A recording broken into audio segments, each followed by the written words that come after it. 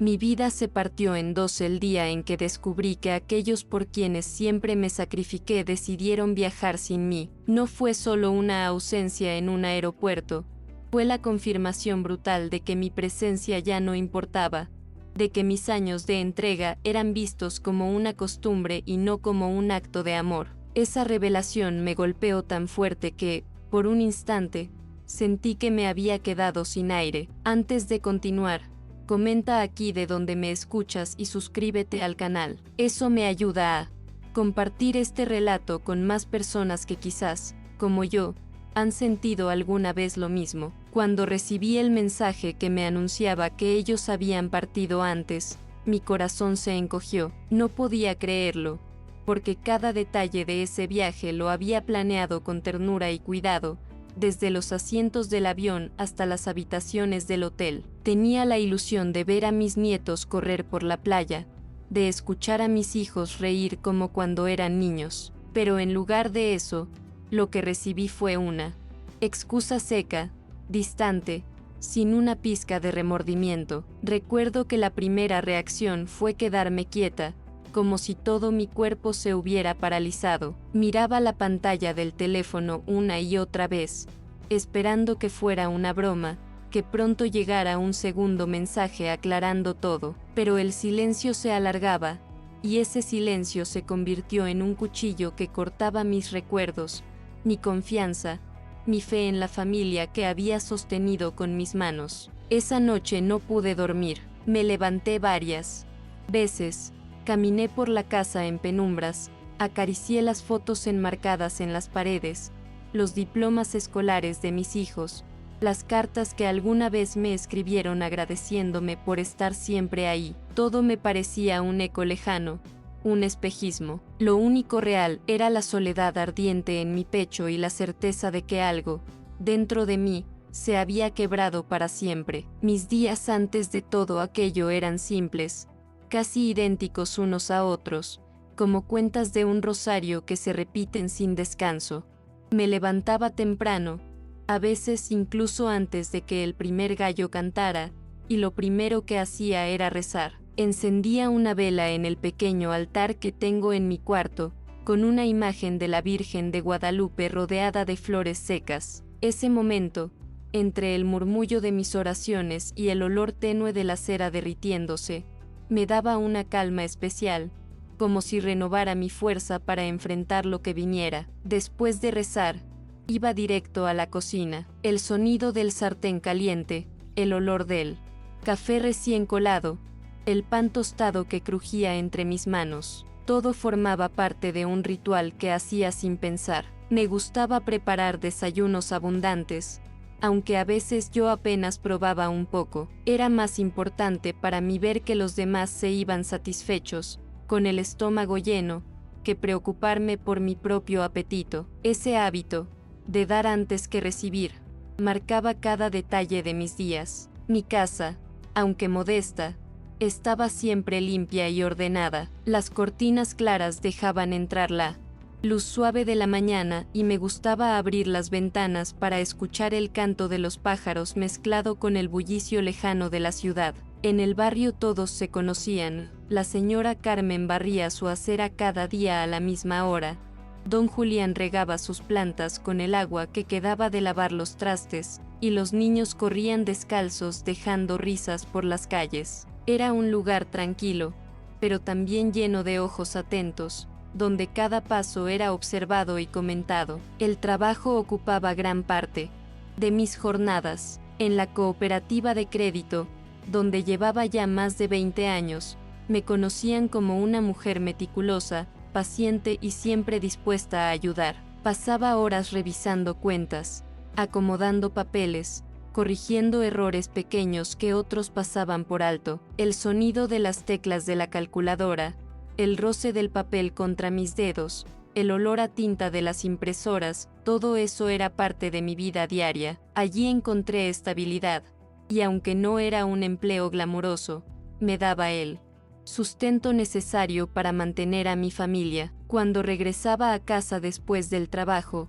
la rutina continuaba. Revisaba que los nietos hubieran hecho la tarea, Escuchaba a mis hijos contarme alguna preocupación y luego preparaba la cena. Me gustaba servir sopas calientes, guisos caseros, platillos sencillos pero llenos de sabor. El aroma de la comida impregnaba las paredes y se mezclaba con las voces de la familia reunida en la mesa. Eran momentos que me llenaban de orgullo, aunque también me cansaban hasta los huesos. Los domingos eran diferentes. Me vestía con ropa más formal, me ponía un rebozo colorido y me iba a la iglesia del barrio. Ahí me encontraba con viejas amigas, compartíamos rezos, suspiros y también algunas confidencias. La misa era más que un ritual religioso, era el espacio donde sentía que pertenecía a algo más grande, donde mi fe se fortalecía y me daba la paciencia que necesitaba para seguir adelante. Al regresar,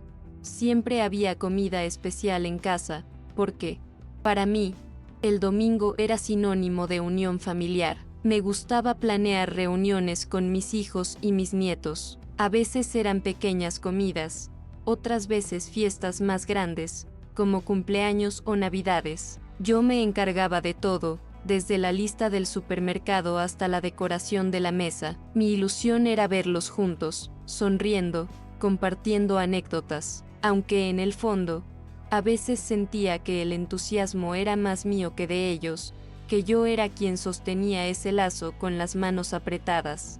Mientras ellos lo tomaban con cierta indiferencia, mi casa estaba llena de recuerdos, fotografías enmarcadas, regalos pequeños que me daban mis hijos en fechas especiales, cartas que había guardado como tesoros. Cada rincón hablaba de mi vida, de mis sacrificios, de mi amor incondicional. Me gustaba sentarme en el sillón de la sala y repasar cada detalle, como si al mirarlos pudiera reafirmar que todo había valido la pena. Sin embargo, en ese repaso también aparecía un vacío silencioso, una pregunta que me hacía callada. ¿Y yo?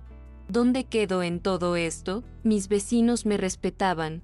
Algunos incluso me admiraban por ser una mujer trabajadora y entregada, pero ese respeto también venía acompañado de cierta exigencia no dicha. Debía ser siempre fuerte, paciente, resignada. Si alguna vez me quejaba de cansancio, las respuestas eran rápidas: ¿pero qué harían tus hijos sin ti?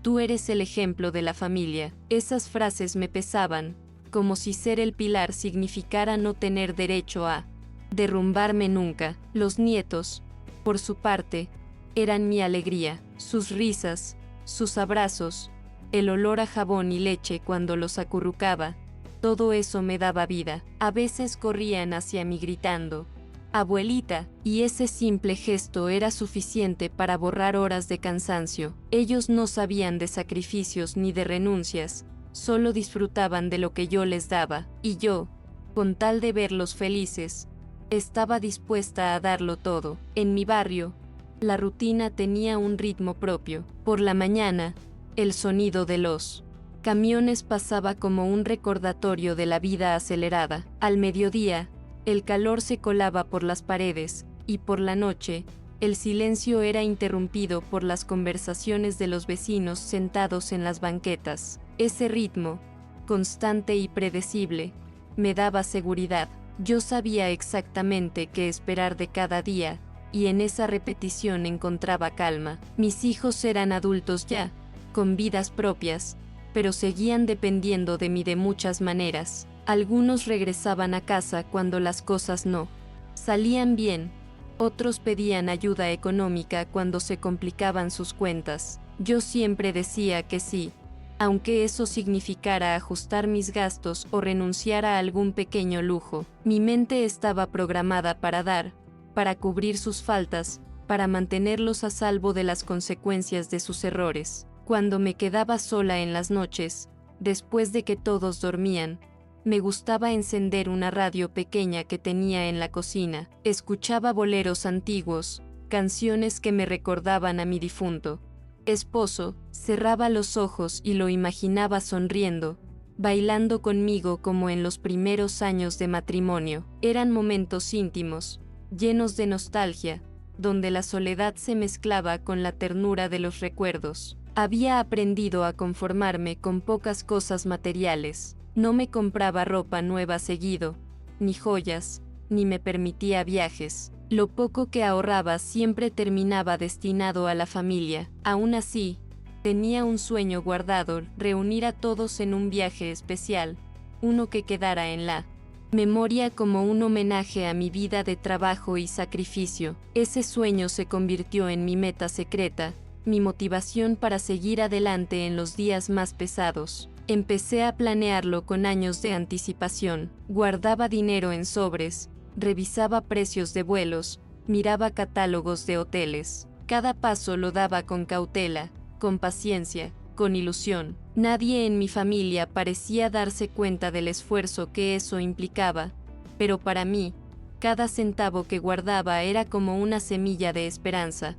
que iba germinando poco a poco. El barrio entero supo de mis planes, no porque yo los divulgara, sino porque las noticias corren rápido en lugares donde todos se conocen. La señora Elena va a llevar a toda su familia de viaje, murmuraban, y yo me sentía orgullosa, no tanto por la vanidad, sino porque sentía que al fin podía dar un regalo que realmente marcara una diferencia. Me veía como la mujer que había trabajado tanto para, al final, brindar una experiencia inolvidable a los suyos. Las tardes eran mis momentos para organizar papeles y cuentas. Abría mi libreta de ahorro, revisaba cada gasto, tachaba lo innecesario. Esa disciplina me permitía ir sumando poco a poco. Mientras otros gastaban en salidas o caprichos, yo acumulaba silenciosamente, con la mirada fija en ese futuro viaje que sería mi manera de agradecer y de reafirmar el amor familiar. Recuerdo la emoción de imaginar a mis nietos corriendo por la playa, jugando en la arena, mojándose los pies en el mar. Nunca los habían llevado a un lugar así, y yo quería que su primera experiencia fuera un recuerdo ligado a mí, a la abuelita que siempre había estado ahí. Cerraba los ojos y veía las sonrisas de mis hijos, la unión que tanto anhelaba. Ese pensamiento me hacía sentir viva, me daba energía para seguir adelante. Cada día que pasaba me acercaba un poco más a esa meta. La rutina continuaba, con sus rezos, su trabajo, sus comidas familiares, pero debajo de todo eso, había una corriente secreta de ilusión, un latido interno que me decía: pronto llegará el día, y yo lo esperaba con el corazón abierto, con la certeza de que ese viaje sería el regalo más grande de mi vida. Lo que nunca imaginé es que esa ilusión, ese esfuerzo, esa esperanza que me sostuvo por tanto tiempo, se convertiría en la herida más profunda que he llevado en el alma, porque lo que para mí era amor, para ellos terminó siendo una carga invisible, un gesto que podían despreciar sin pensarlo dos veces. Y ese contraste fue lo que me obligó a mirarme de otra manera, aunque todavía no lo sabía. El día en que todo se quebró comenzó como cualquiera. Me levanté temprano, encendí mi vela y recé, sin imaginar que esa jornada sería el inicio de mi dolor más grande. Preparé mi café, abrí las ventanas y dejé que el aire fresco de la mañana me acariciara el rostro. Tenía en la mesa una carpeta con todos los comprobantes del viaje, boletos de avión, reservas del hotel, planes de actividades. Sentía orgullo y nervios, porque quedaban pocos días para que llegara el momento de reunirnos todos. El golpe vino sin aviso. Mientras revisaba mi teléfono, llegó un mensaje frío, sin emoción. Decía que mis hijos y sus esposas habían decidido adelantar la salida, que ya estaban en camino al aeropuerto. Me quedé mirando las palabras, incrédula, como si fueran escritas en un idioma desconocido. Sentí que la sangre me abandonaba de golpe, que mis manos temblaban tanto que apenas podía sostener el aparato. Era imposible de entender. Yo había pagado todo, yo lo había planeado, y aún así me dejaban atrás. Al principio pensé que era una confusión. Llamé varias veces, pero nadie respondió. Los tonos de llamada caían como un eco burlón en mis oídos. Esperaba que contestaran, que dijeran que todo era un error, que estaban de regreso para recogerme, pero nada, solo el silencio, interrumpido por el tic-tac del reloj en la pared y por los latidos desbocados de mi propio corazón. Me senté en la mesa, rodeada de los papeles que representaban meses de esfuerzo. Cada boleto, cada comprobante parecía una burla cruel. Recordé las veces que negué comprarme un vestido nuevo, las noches que me desvelé revisando cuentas para ahorrar, los pequeños placeres que me prohibí para que nada faltara en ese viaje. Y todo, absolutamente todo, había sido en vano. El mensaje seguía ahí, en la pantalla, como una herida abierta. Lo releí una y otra vez. Salimos antes. Era más práctico así. Esa frase fue suficiente para romperme por dentro. Más práctico. Así justificaban mi ausencia, como si mi presencia nunca hubiera importado. Esa palabra me persiguió todo el día, repitiéndose en mi cabeza como un martillazo insoportable. Los vecinos comenzaron a enterarse. Algunos me miraban con lástima, otros con esa mezcla cruel de compasión y curiosidad. ¿No que iba a viajar con toda su familia? Escuché que murmuraban al pasar frente a mi casa. Me encerré para no enfrentar esas miradas, pero aún así sentía su peso atravesando las paredes, recordándome que, además de la traición, había quedado expuesta al juicio de todos. Las primeras fotos llegaron a las pocas horas. Mis hijos, mis nietos, todos sonrientes en el aeropuerto, en el avión, con maletas a su lado. Mi corazón se apretó tanto que sentí que iba a desmayarme. Cada imagen era como una bofetada, como si me dijeran: mira lo felices que somos sin ti. No pude evitar llorar, no con lágrimas suaves, sino con sollozos profundos, esos que salen del alma y te dejan sin aliento. Esa noche, mientras escuchaba el silencio de mi casa vacía, entendí que algo dentro de mí había cambiado para siempre. No era solo tristeza, era una mezcla de humillación y una claridad inesperada. Comprendí que ya no podía seguir callando, que no podía permitir que mi vida se redujera a esperar gratitud que nunca llegaba. Ese fue el verdadero inicio del quiebre, aunque aún no sabía cómo reaccionaría. Las horas siguientes se convirtieron en una tortura silenciosa. Cada vez que abría el teléfono encontraba nuevas fotos de mi familia disfrutando en un lugar que yo misma había elegido. Sonreían frente al mar, posaban con cócteles en la mano, abrazaban a mis nietos que corrían felices en la arena. Y yo, desde la soledad de mi sala, con las cortinas corridas para que nadie me viera, sentía que esas imágenes no eran recuerdos, sino dagas que me atravesaban el pecho. El contraste era insoportable. El viaje que soñé como símbolo de unión se había transformado en la prueba más dolorosa de mi invisibilidad. Mis vecinos no tardaron en reaccionar. En un barrio donde todo se sabe, los comentarios circulaban de boca en boca. Pobre de la señora Elena, tanto que trabajó para ellos. Escuché al pasar cerca de la tiendita. Otros, con menos pudor, se preguntaban en voz alta qué habría hecho yo para que mis hijos me dejaran fuera. La humillación era doble. No solo me habían traicionado los míos, sino que ahora debía cargar con el juicio de una comunidad que siempre había esperado de mí perfección y entrega. En la cooperativa también se enteraron. Una compañera, con falsa delicadeza, me preguntó si era cierto que mi familia había viajado sin mí. Fingí una sonrisa. Dije que no podía acompañarlos por cuestiones de trabajo, pero la verdad me ardía en la garganta. Sabía que nadie me creía. El murmullo en los pasillos era evidente, las miradas curiosas, las risitas contenidas. El lugar que había sido refugio de mi disciplina ahora era otro escenario de vergüenza. Mis noches se llenaron de insomnio. Daba vueltas en la cama, incapaz de descansar. El silencio era tan denso que me parecía escuchar mis propios pensamientos como voces que me acusaban. Recordaba cada renuncia, cada hora extra, cada fiesta a la que no asistí para poder ahorrar, y la pregunta que me perseguía era siempre la misma. ¿Para qué? ¿Para qué entregué todo si a la hora de la verdad me descartaron como si no existiera? Mi cuerpo comenzó a resentirlo. Perdí el apetito. Bajé de peso en pocas semanas. Las Manos me temblaban cuando intentaba sostener una taza de café, y los dolores de cabeza se hicieron constantes. El médico me recomendó descansar.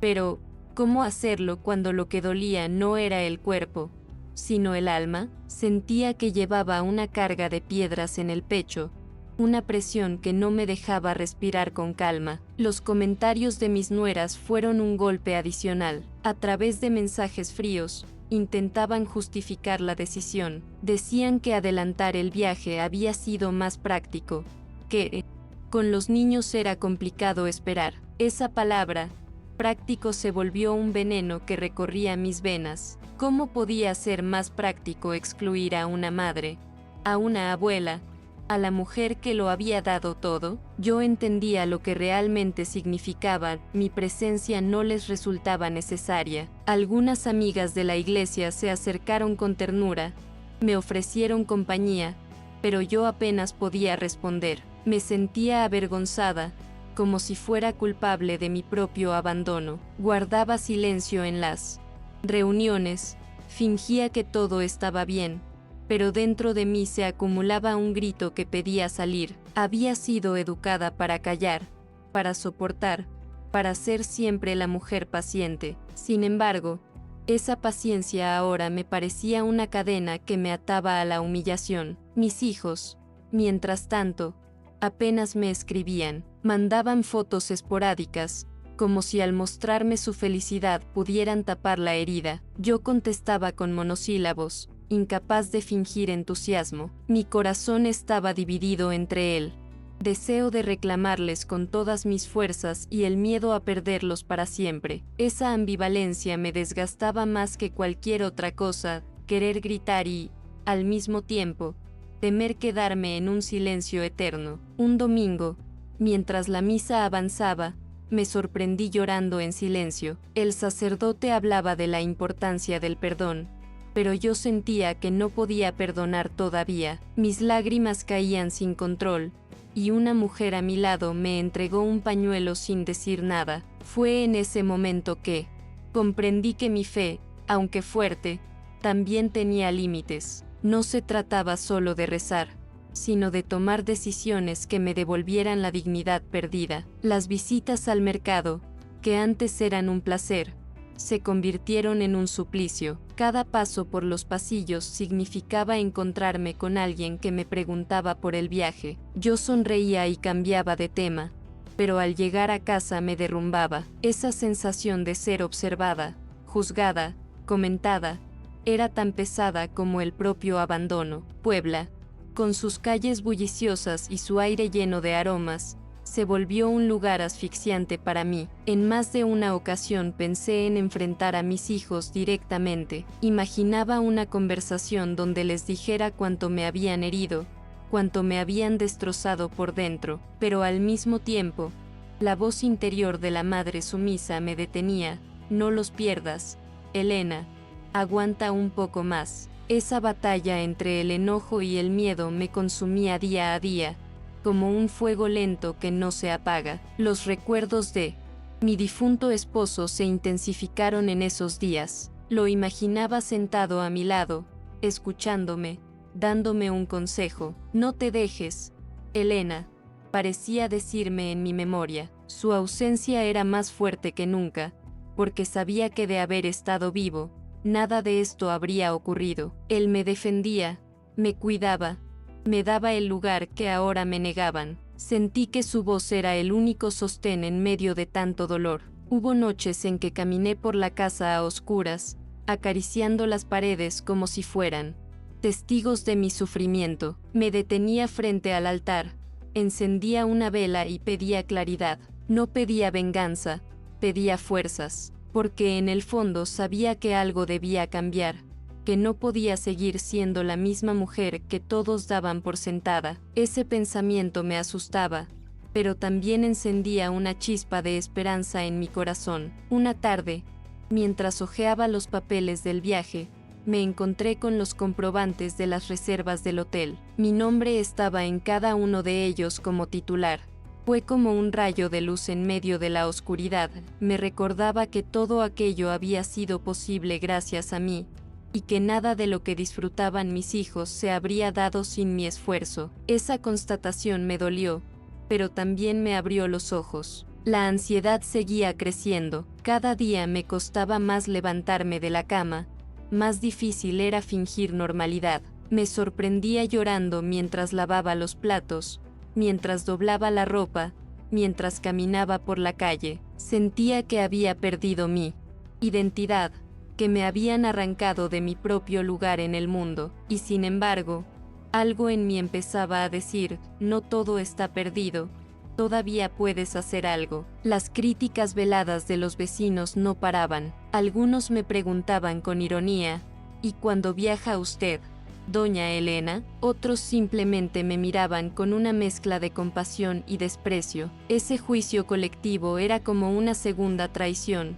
una confirmación de que yo había quedado expuesta no solo ante mi familia, sino ante todo el barrio. Fue entonces cuando la idea de reaccionar comenzó a rondar mi mente. Al principio era apenas un susurro, una posibilidad lejana, pero cada día, con cada humillación, con cada foto nueva que recibía, ese susurro se hacía más fuerte. Ya no se trataba solo de tristeza, sino de una indignación creciente que me empujaba a romper con todo. Me vi al espejo una mañana y apenas me reconocí. Mis ojos estaban apagados, mi piel marchita, mi expresión cansada. Esa mujer reflejada no era la Elena que había sostenido a todos durante décadas. Era una sombra, una figura vacía, y comprendí que si no hacía algo pronto, terminaría desapareciendo por completo dentro de ese papel de madre sacrificada que me habían impuesto. La decisión aún no estaba tomada, pero el terreno estaba preparado. Cada lágrima, cada mirada de lástima, cada noche sin dormir me conducía hacia un punto de no retorno. Sentía que el tiempo de callar estaba llegando a su fin, y que pronto tendría que elegir entre seguir siendo invisible o arriesgarlo todo por recuperar mi voz. Ese conflicto interno crecía como una tormenta. Afuera, la vida seguía igual, los camiones circulaban, los vecinos barrían sus banquetas, los niños jugaban en las calles, pero dentro de mí, el mundo se tambaleaba, y aunque todavía no lo sabía con certeza, la chispa que me empujaría al cambio ya había prendido, esperando el momento justo para encenderse en llamas. La noche en que todo se decidió, no pude dormir. Caminaba de un lado a otro, con el corazón latiendo como tambor, con las fotos de mis hijos disfrutando en el teléfono aún encendidas sobre la mesa. Sentía rabia, pero también una claridad que nunca antes había sentido. Era como si de pronto entendiera que mi silencio era la cárcel donde me habían encerrado por años. Y por primera vez, pensé en salir de esa cárcel, aunque me costara quedarme sola. Me senté frente a los papeles del viaje, los boletos, las reservas, todos a mi nombre. Esa evidencia me devolvió una fuerza que creía perdida. Yo había construido ese viaje, yo lo había hecho posible. Sin mí, nada de eso existiría. Y entonces lo comprendí, si todo dependía de mí, también podía desarmarlo. No era una venganza, era recuperar lo que me pertenecía, mi derecho a decidir qué hacer con el fruto de mi trabajo. Con manos temblorosas, tomé el teléfono y marqué el número del hotel. Mi voz se quebraba, pero fui firme. Cancelé todas las reservas que yo misma había hecho. El recepcionista me preguntó si estaba segura, y respondí con un sí que salió de lo más profundo de mi alma. Cada cancelación era como arrancar un peso de mi espalda, como romper una cadena invisible. Después llamé a la aerolínea, expliqué que los boletos estaban a mi nombre y que necesitaba reembolsar los tramos no usados. La operadora me dio opciones, y entre todas, elegí la que jamás hubiera imaginado: comprar un solo boleto, en primera clase, solo para mí. Cuando confirmé la compra, un escalofrío recorrió mi cuerpo. Era la primera vez en décadas que hacía algo pensando únicamente en mí. Al colgar, mis manos seguían temblando. Me quedé un momento en silencio, escuchando el tic-tac del reloj de la sala. Era un sonido distinto, como si marcara el inicio de otra vida. No sabía qué vendría después. No sabía cómo reaccionaría mi familia cuando se enterara, pero en ese instante me sentí libre. Por primera vez, la decisión era mía, y nadie más podía arrebatármela. Guardé los papeles en un sobre y lo coloqué dentro de mi bolso. Me senté frente al altar de mi cuarto, encendí una vela y recé, no por ellos, sino por mí. Pedí valor, pedí serenidad, pedí que ese acto no fuera un salto al vacío, sino un paso hacia la vida que siempre había postergado. Las lágrimas corrían por mi rostro, pero eran diferentes, no de tristeza, sino de alivio. Esa madrugada, me quedé dormida en el sillón con una paz extraña. Soñé que caminaba sola por una playa, que el mar me mojaba los pies y que nadie me pedía nada. Era un sueño breve, pero al despertar supe que ya no había marcha atrás. El boleto estaba comprado, y con él, mi decisión estaba sellada. Al día siguiente, preparé mi maleta, no con prisa, sino con calma. Doblé cada prenda con cuidado, como si fuera un ritual sagrado. En lugar de sentir miedo, me invadió una emoción que hacía años no experimentaba, la ilusión de un viaje que no era para otros, sino para mí. Y con cada prenda guardada, sentía que volvía a coser, puntada por puntada, mi dignidad rota. El aeropuerto, ese lugar que siempre había asociado con despedidas y esperas eternas, esa mañana se convirtió en un símbolo de renacimiento. Caminaba sola, con mi maleta rodando tras de mí, y por primera vez no sentí vergüenza de mi soledad. Al contrario, me descubrí erguida, respirando hondo, casi orgullosa. Las pantallas anunciaban vuelos, la gente corría con prisa, y yo avanzaba despacio,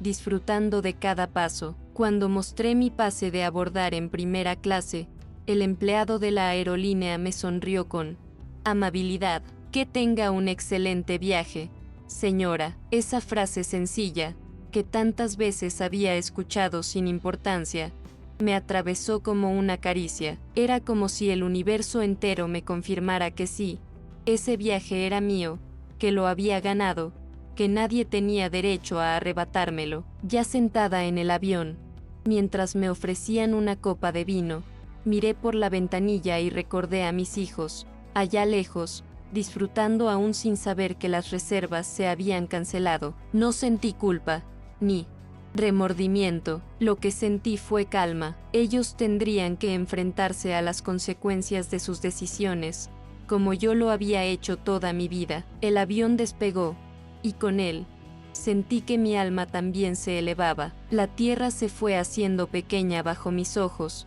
y en ese instante me juré algo: nunca más permitiría que mi vida dependiera de la gratitud o del capricho de otros. Ese vuelo no era solo hacia un destino turístico, era el viaje hacia mi propia libertad. Al llegar, el calor del aire, los colores vivos de las calles y el bullicio del lugar me recibieron como si fueran un abrazo. Caminé sin prisa, probé platillos que jamás había degustado, me reí sola frente a una copa de helado que pedí solo para mí. Cada gesto sencillo se volvió un acto revolucionario, y en medio de todo, comprendí que no estaba sola, estaba conmigo, y por primera vez, eso era suficiente. Las miradas curiosas de quienes me veían cenar sola en un restaurante ya no me incomodaban, al contrario, me hacían sonreír.